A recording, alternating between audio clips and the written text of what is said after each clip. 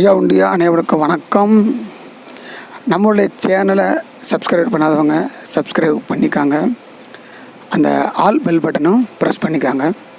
அப்போ தான் நம்ம போடுற ஒவ்வொரு வீடியோவும் நோட்டிஃபிகேஷன் உங்களுக்கு வரும். உடனுக்குடன் அந்த வீடியோவை நீங்கள் பார்த்து மகிழலாம். ஐயாவின் செய்திகளை கருத்துக்களை தெரிந்து கொள்ளலாம். நீங்கள் பார்க்குற ஒவ்வொரு வீடியோவும் லைக் ஷேர் கமெண்ட் பண்ணுங்கள். நீங்கள் பண்ணுற ஒவ்வொரு லைக்கும் கமெண்ட்டும் ஷேரும் தான் எங்களுக்கு இன்னும் அதிகமான வீடியோ ஷேர் பண்ணுறதுக்கான ஒரு மோட்டிவேஷனாக இருக்கும் என்பதை மறந்து விடாதீர்கள். நன்றி, வணக்கம். ஐயா உண்டு.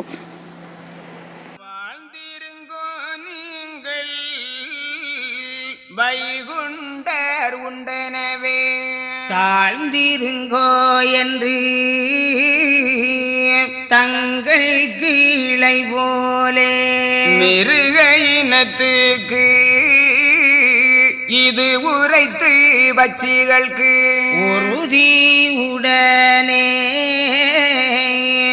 உரைத்தார் வைகுண்டருமே பட்சி எல்லா இனம் பண்பாய் ஒரு இனம் போல் கட்சியுடனே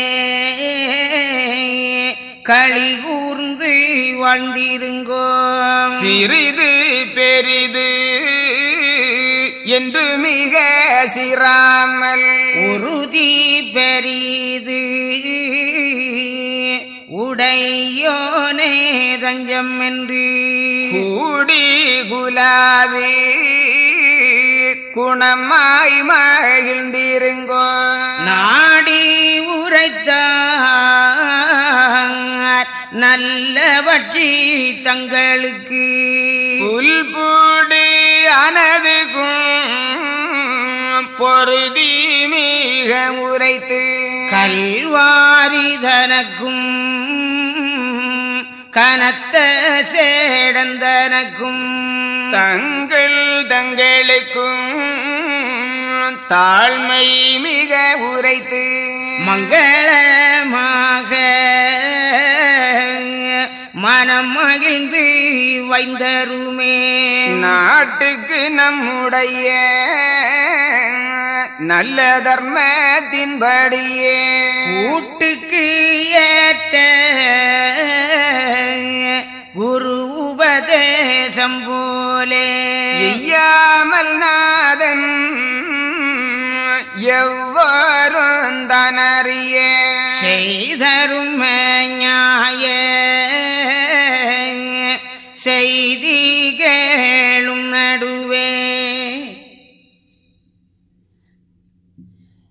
மாந்திரம் கழிவு சூனு மாரணம் கரு கோள் உபாந்திரமான தீதுகள் கேடுகள் ஊறிவிட்ட பொய் பொல்லாங்குகள் இவைகளை தாங்கி நின்ற பாசம் இது முதலான வினைகளை எல்லாம் அறுத்து எம்பெருமான் மன சாந்தியை ஏற்படுத்தி தர்மத்தை வளர்க்கலுற்றார்.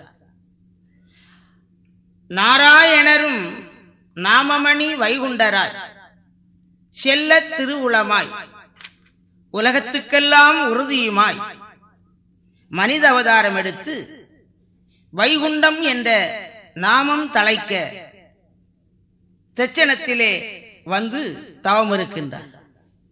எதற்காக? குண்டனி, பே, பொய், குரளி, கரு, வைத்தியம் இப்படிப்பட்ட ஆகாதவைகளை எல்லாம் அழித்து வாகாக மக்கள் எல்லாம் தர்மத்தோடு வாழுவதற்காக இப்படி உலகம் அறியும்படியாக எம்பெருமான் தர்மம் நடத்தி மக்களுக்கு திருவாய் மலர்ந்து அருள்வாக்கு சொல்லுகின்றார். மக்களே, நீங்கள் இனி எதற்கும் யாருக்கும் பயப்பட வேண்டாம்.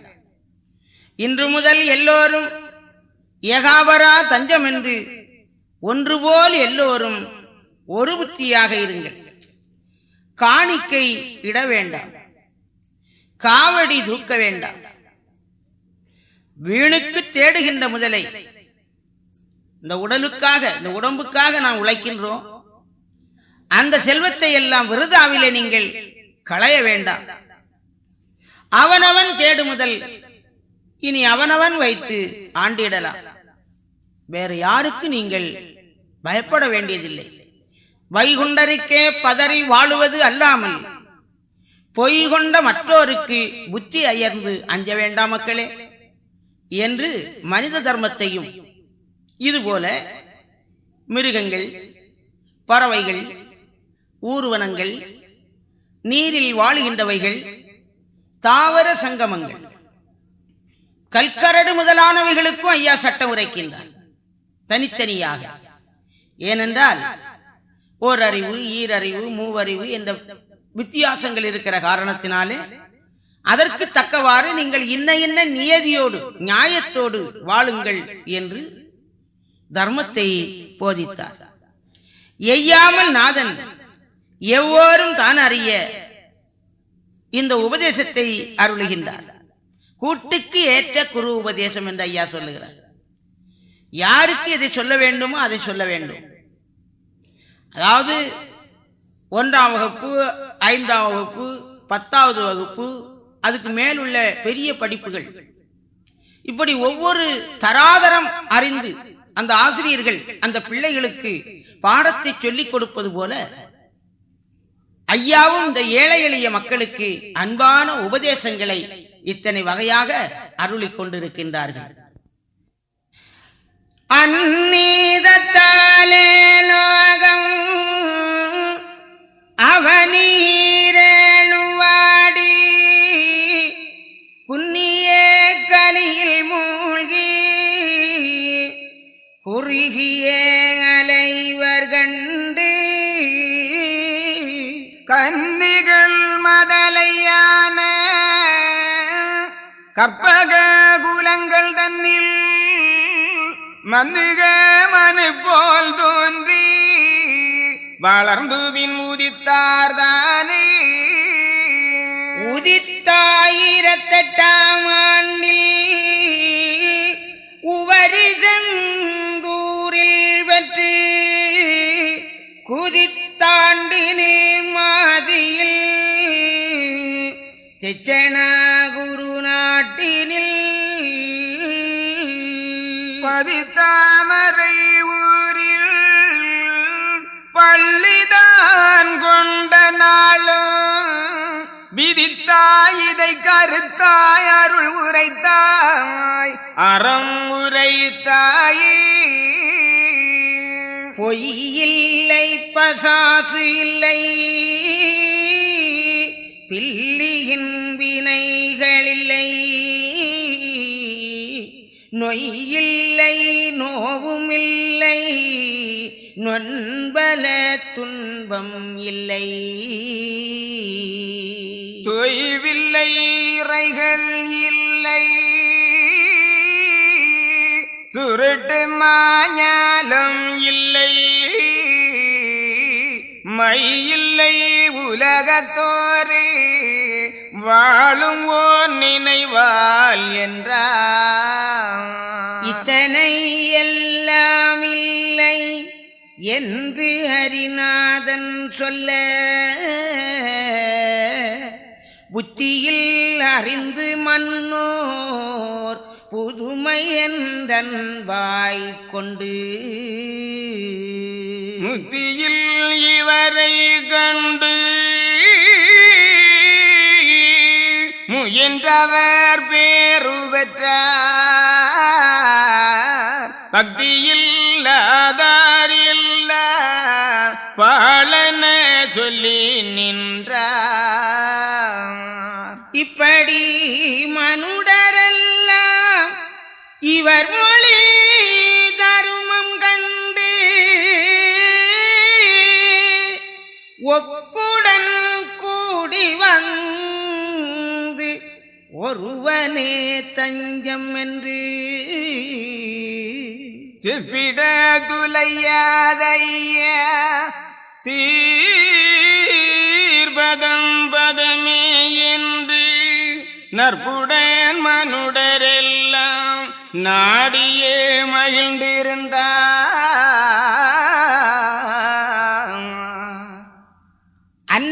காரணமாகிய கலித்தன்மையால் நாட்டிலே மக்கள் எல்லாம் கூனி குறுகி வாடியிருந்தார்கள்.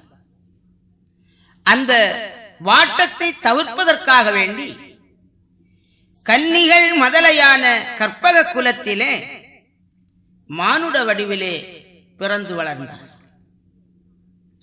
1008ஆம் ஆண்டு செந்தூர் கடலுக்குள்ளாக சென்று வைகுண்டம் என்ற பதம் பெற்று தட்சணாகுரு நாட்டிலே வந்தார். பதி தாமரையூர் என்று சொல்லக்கூடிய சுவாமிதோப்பு என்னும் இடத்திலே வந்து பள்ளி கொண்டு இந்த கருத்தை எல்லாம் மக்களுக்கு அருள் உரையாக வழங்குகின்றார். இன்று முதல் எல்லோரும் ஏகாபரா தஞ்சம் என்று ஒன்று போல் எல்லோரும் ஒரு புத்தியாக இருந்தால், மக்களே உங்களுக்கு பொய்யில்லை, பிசாசு இல்லை, பில்லியின் வினைகள் இல்லை, நொய்யில்லை, நோவுமில்லை, நொன்பல துன்பங்கள் இல்லை, தொய்யில்லை, இறைகள் இல்லை, சுருட்டு மாஞாலம் இல்லை, மை போன்ற வித்தைகளால் நீங்கள் பாதிக்கப்பட மாட்டீர்கள், ஒரு நினைவாக வாழுங்கள் என்று விதித்தார். இதை கருத்தாய் அருள் உரைத்தார், அறம் உரைத்தாரே. இதை நாட்டில் உள்ள மன்னோர்கள் கண்டும் கேட்டும் இது புதுமையாக இருக்கிறதே, இப்படித்தான் நாம் வாழ்ந்தால் என்ன என்று துணிந்து வாழ்ந்தவர்கள் புத்தியில் அறிந்து மன்னோர் புதுமை என்று அன்பாய்க் கொண்டு முத்தியில் அவரை கண்டு முயன்றவர் பேறு பெற்றார்கள். ஆனால் பக்தி இல்லாதாரெல்லாம் இதிலே நம்பிக்கை இல்லாமல் இது சாதாரணம், இது பாழான விஷயம் அப்படி என்று சொல்லி போனார்கள். இப்படி இவருடைய மொழியில் ஏற்பட்ட தர்மத்தை கண்டு மக்களெல்லாம் ஒருவனே தஞ்சம் என்று வந்து வணங்கி வாழ்ந்தார்கள். அப்படிப்பட்ட அந்த எம்பெருமானுடைய திருவடிக்கு சீரான திருவடி வேறு எங்குமில்லை என்று சொல்லி மகிழ்ந்தார்கள். இப்படி எல்லா ஜாதி மக்களும் ஆங்காங்கிருந்து திரள் திரளாக வந்து ஐயாவை கண்டு வணங்கி அருள் பெற்று உயிர்ந்திருந்த காலத்தில்தான் இனி எம்பெருமானுக்கு ராஜ சோதனை ஆரம்பமாகிறது. அன்று அனந்தபுரத்தை ஆண்டிருந்த மன்னர் சுவாதி திருநாள் சிறந்த பக்தர், நேர்மை ஒழுங்குடையவர். அவர் நாடு நகர் சோதிப்பதற்காக வேண்டி சுசீந்திரம் என்னும் இடத்திலே தானுமாலயமூர்த்தி ஆலயத்திலே வந்து சபை கூட்டுகின்றார். மந்திரிமார்களை எல்லாம் அழைத்து கேட்பார். மந்திரிமார்களே, இந்த பகுதியிலே நமக்கு யாராயிலும் எதிரிகள் உண்டுமா? முதலாவது வாசகத்தை அறிவோம்.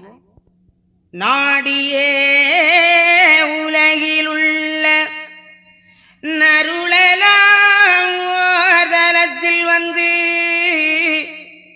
கூடியே நிற்கும் போது குரோணிதன் கொடியால் வந்த சாடிகள் அதனால் நீதன் சாகிறதறியாமீறி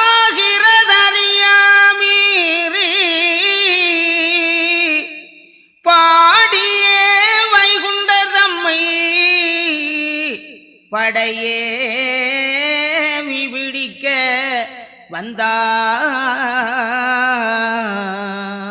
வந்தவன் சுசீந்திரந்தன்னில் வளைந்தவன் குடாரமிட்டு மந்திரி மாறை நோக்கி வகையென புகழ்வான் நீசன்.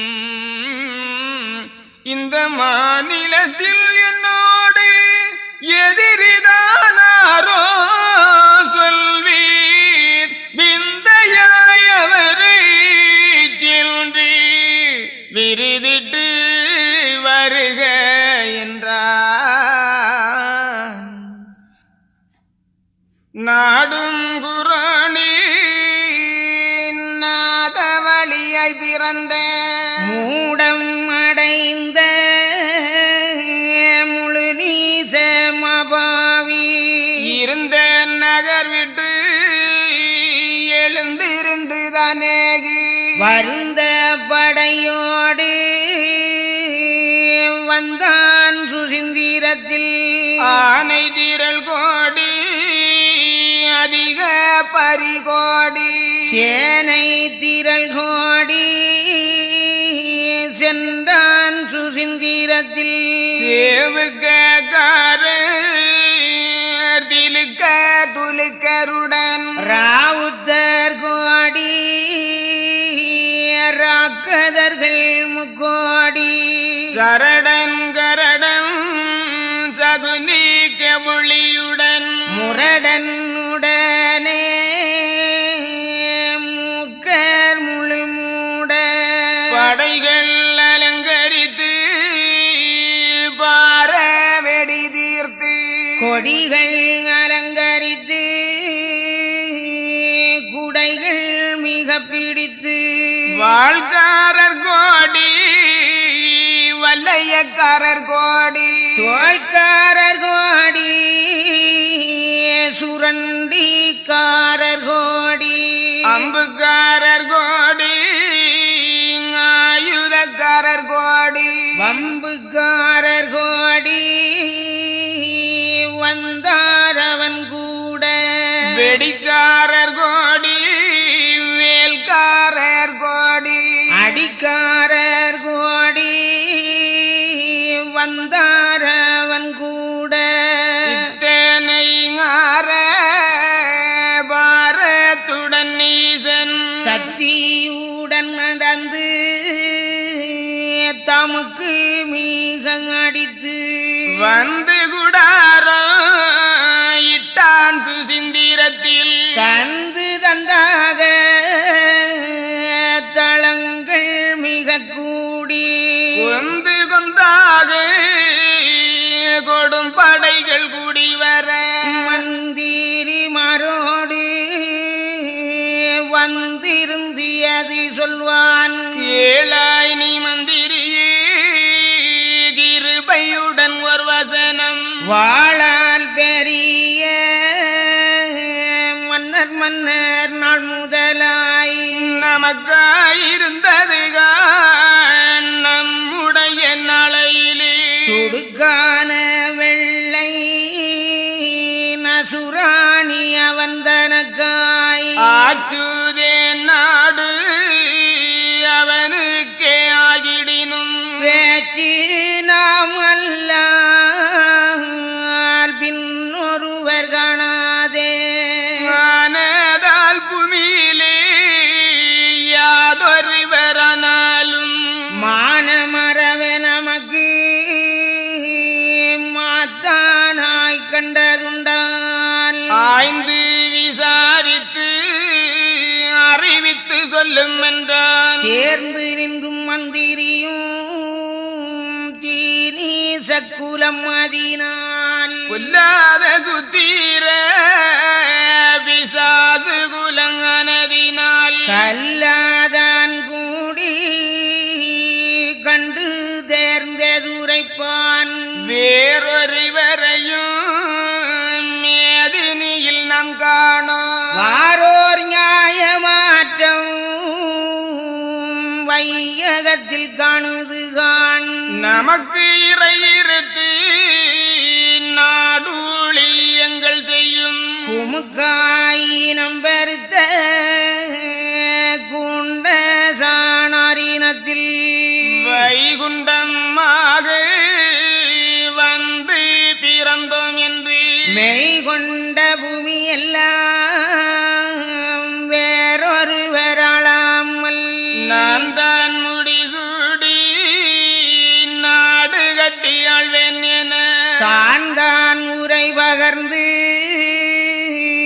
சாதி பலரும் வருத்தி ஒரு தளத்தில் விட்டுவித்தான் உற்ற நீரானதையும் அருகிருக்கும் ஜனார்க்கு அதிக விதி தொணுதுகான் ஆகாத பொல்லாரை அழித்து போடுவேன் என்றும் சாகாவரங்கள் சாணார்க்கு இவனென்றும் சொல்லியிருக்கிறான் சுவாமி வைகுண்டம் என்று தொல்லுலகில் இந்த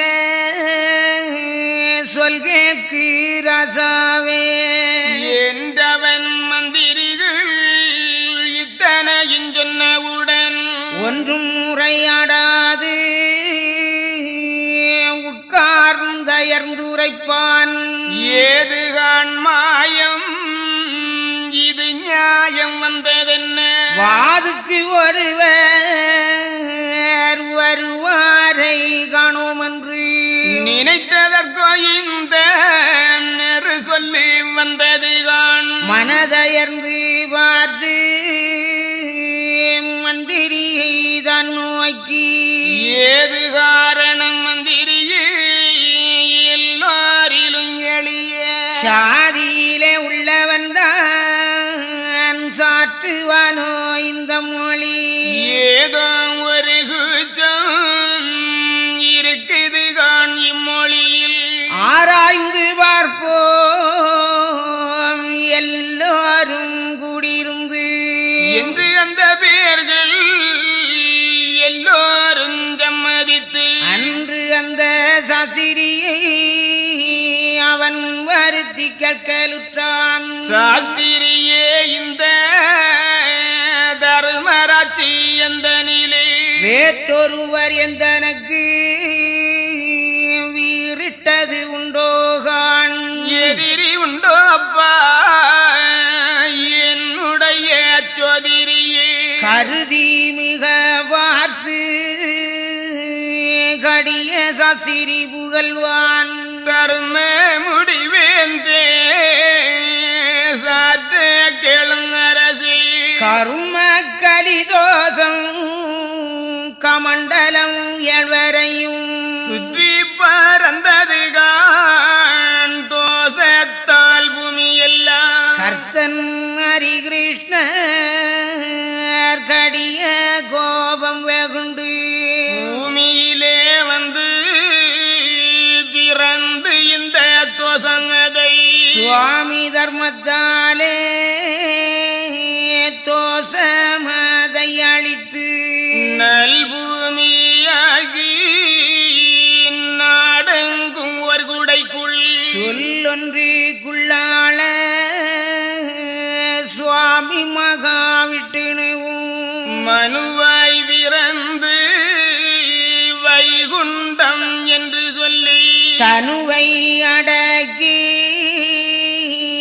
தவசு மிக இருந்து நல்லோரை எல்லாம் நாடி மிக எடுத்து வல்லோராய் சாகாமல் வரங்கள் மிக கொடுத்து ஆளவருவார் அவர் வருகும் நாளிதுகான் என்றும் மிக ஜுவதிரியும் இந்த கூறி உரைக்க நன்று நன்று என்று ராஜன் மிக மகிழ்ந்து செல்ல ஜுவதிரியே சொன்னதெல்லாம் சரிதான். எல்லை உண்டோ அவரு வந்து இருக்கும் இனங்கள் என்ன? சொல்லி விதி நீ சுத்தமுள்ள சுவாதிரியே நல்லியல்பு பெற்ற நற்புரியோன் உரைப்பான். இன்ன வகை சாதியிலே இவர் வருவரனவே சொன்ன குறி தியக்குது கான் என் மனங்கள். தர்மம் கொண்டு சுவாமி தாரணியில் வந்ததினால் பொறுமை குலமாயிருக்கும் பெரிய வழியாயிருக்கும். நம்மாலே சொல்லி நவில கூடாதிதுவே சும்மாயனை நீங்கள் ஜோலி பண்ண வேண்டாமே என்று அந்த சுவாதிரியும் இணங்கி வணங்கி நின்றான். மன்றுதனையாளும் மன்னன் மறுத்தே புகழ்வான். அப்படித்தான் ஆனால் ஆதிமகாவிட்டுணுவும் இப்படியே வந்து இவர் பிறக்க வேணும் என்றால் போத்தி நம்பூரி பிராமண சுத்திர குலத்தில் பிறக்காமல் இந்த பிறர் தீண்டாசான் குலத்தில் பிறக்க வருவாரோ பெரிய பெரிய நாராயணரும் சும்மா இந்த ஜானான் சுவாமி என சமைந்ததெல்லாம் அம்மா தாய் காணுகிறது பராக்கிரம மந்திரியே. இப்போதொரு நொடியில் இந்த சானந்தனையும் மெய்ப்பாக கொண்டு விட வேணும் எந்தன் முன்னே என்று மந்திரிமாறு ஏவும் தருவாயில் அன்று அருகிருந்த ஆயிடைய தன் வழியில் ஒருவன் எழுந்திருந்து உற்றரசனை நோக்கி கருதினம் போல் விட்டி கற்பித்தான் அம்மானை. நாடும் குரோணி நாதவழியாய் பிறந்த, அதாவது குரோணியினுடைய கொடிப்பிதிர் 7வது பிறவி, இந்த கலி பிறவி. அப்படி இந்த நாட்டை ஆண்டிருந்த மன்னன் அனந்தபுரத்தை விட்டு சுசீந்திரத்திலே வந்து நாடு நகர் சோதிக்கின்றான். 4 வகையான படைகளோடும் மந்திரிமார்களோடும் பிரதானப்பட்ட சில பிரபுக்களோடும் உயர்ந்த ஜாதி என்று சொல்லிக்கொண்ட நம் பக்கத்திலே உள்ள ஒரு சிலரோடும் அந்த சபையை கூட்டுகின்றான்.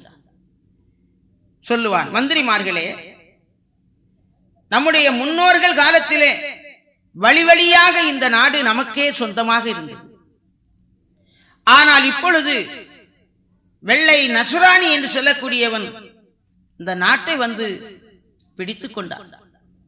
ஆனால் நாடுதான் அவனுக்கு சொந்தமே தவிர ஆளுகின்ற பதவி நமக்குத்தான் இருக்கிறது. இந்த பதவியையும் தட்டி பறிப்பதற்கு இந்த பகுதியிலே நமக்கு எதிராக யாராயிலும் உண்டுமா என்று கேட்டார். ஐயா இந்த இடத்திலே வந்து தவம் வளர்த்து மக்களை எல்லாம், எல்லா இன மக்களையும் ஒரு தளத்திலே கூட்டிவிட்ட நிலையிலே அதை கண்டு பொறாமை கொண்டவர்கள் ஐயாவை ஒழித்துவிட நினைத்தார்கள். ஆனால் அவர்களால் முடியவில்லை. எனவே இந்த மன்னனிடத்திலாயிலும் பிடித்துக் கொடுத்து விட வேண்டும் என்று அந்த மந்திரிகள் சொல்லுவார்கள். மன்னவா, நம்மை எதிர்க்கின்ற தகுதியிலே இந்த பகுதியில் யாரும் கிடையாது. ஆனால் இப்பொழுது ஒரு சொல் கேட்கிறது ராஜாவே. குமுக்காய் இனம் பெருத்த நமக்கு இறை இருத்துக் கொண்டிருக்கின்ற சாணார் குலத்திலே சுவாமி என்று ஒருவர் வந்திருக்கின்றார். நான் தான் இந்த உலகையெல்லாம் ஒரு குடையின் கீழ் ஆளுவேன் என்று சொல்லுகிறார். மெய் கொண்ட பூமியெல்லாம் வேறொருவர் ஆளாமல் நான் தான் முடிசூடி ஆளுவேன்.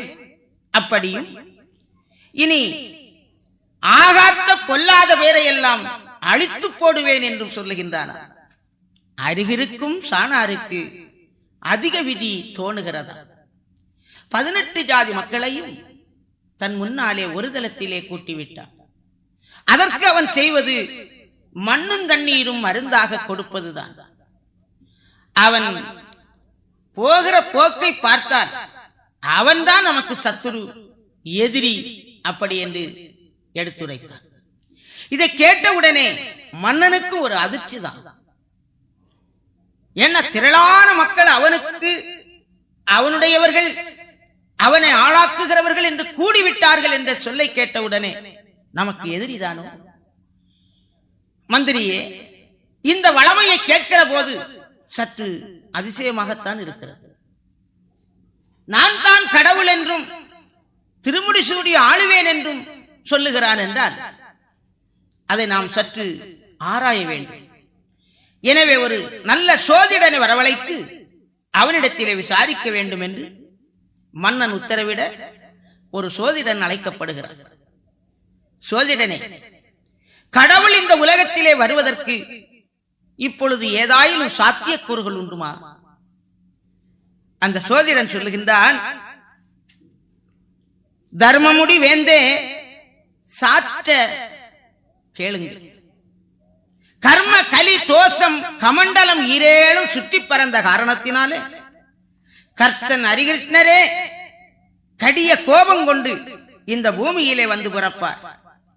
அவர்தான் இந்த தோஷத்தை எல்லாம் அகற்றுவார். தர்மத்தாலே இந்த கலியளித்து இந்த உலகை நல்பூமி ஆக்கி நாடெங்கும் ஓர்குடைக்குள் சொல் ஒன்றுக்குள்ளாக வைத்து ஆளுவார். அப்படி சுவாமி மகாவிஷ்ணுவும் மனுவாய் பிறந்து வைகுண்டம் என்று சொல்லி தனுவை அடக்கி தவம் இருப்பார்.